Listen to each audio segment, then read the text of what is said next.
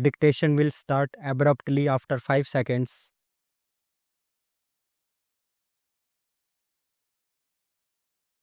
Sir, I think this is a very important amendment to the Constitution that we are considering, and it requires a certain degree of serious attention and serious consideration.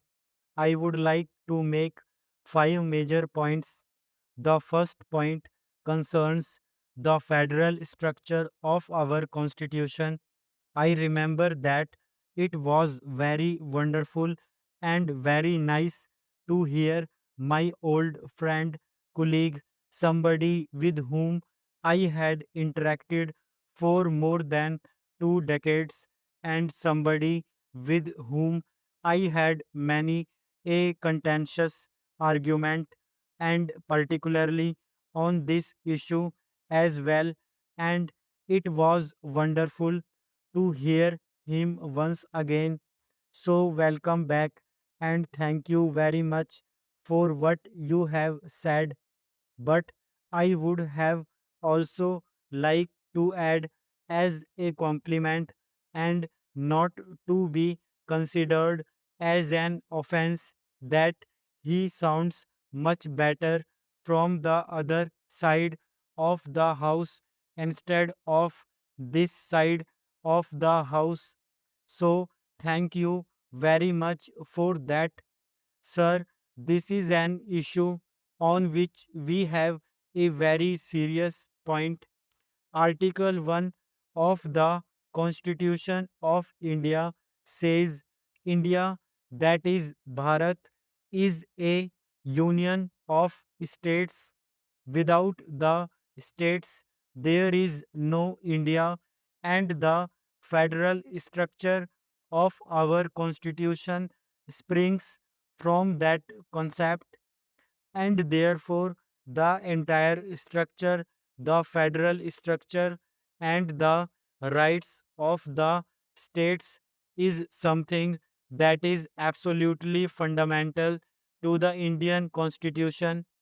It is that Constitution because of which all of us are here and are discussing, and therefore, this issue of a general goods tax services were not included at that point of time when the Constitution was being debated. What is being talked about was taxes on goods. This is not a new concept that has come up now. It has been going on in our country at least since the Constituent Assembly debates. The question was whether the states should have the right to have a sales tax. Let me quote Dr. Ambedkar on this issue. In the Constituent Assembly debates, what does he say? I quote, "It seems to me that if we permit the sales tax to be levied by the provinces, then the provinces must be free to adjust the rate of the sales tax to the changing situation of the province, and therefore a ceiling from the center would be great handicap in the working of the sales tax as such." He continues, I quote, "There are a large number of resources on which the provinces depend has been concentrated in the central list. It is desirable at least to leave one important source of revenue with the provinces. Therefore, I think that the proposal to leave the sales tax in the hands of the provinces from that point of view is a very justifiable thing. This issue has been under debate since then. We introduced the VAT in our wisdom. Much of that has been encroached upon. Now the GST bringing the services also into its ambit along with the goods will virtually take away this right. Now, the state governments, which were called the provinces, then not having any right to raise resources from whatever they would consider they are elected, they consider as important for the welfare of the people in those states that will now be prohibited. How are you going to address this issue? I myself told this to the finance minister, and he said that at the time when the GST bill comes, this should be addressed, leaving some flexibility to the states. I will tell you why today you have the Kerala government from where you come, sir. The state has imposed a tax called the health tax.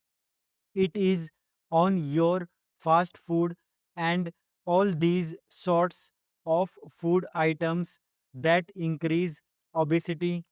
It is a very noble thought. It has been welcomed internationally, but such rights will not exist after we enact this amendment and the bill subsequently. Take the case of the state where I come from. A tax has been imposed, a surcharge on cigarettes has been imposed to raise revenue to pay for the victims of the Shardha scam. People are being asked to pay for the victims of the Shardha scam. Whatever be that issue, that is a separate issue. Such rights do not exist in case of national calamities. Are we to reduce the elected state governments, where from the people of these states come to the center with a begging bowl saying that declare so and so issue as a national disaster and give us certain amount of money? What will be the legitimate rights of the states? And we are the Council of States in this august house. How do we protect that right? That is an important point that needs to be considered, and therefore, I would request the finance minister when he replies today to ensure that there is a flexibility of this nature whereby the states do not end up actually coming up with a begging bowl to the center in following years later.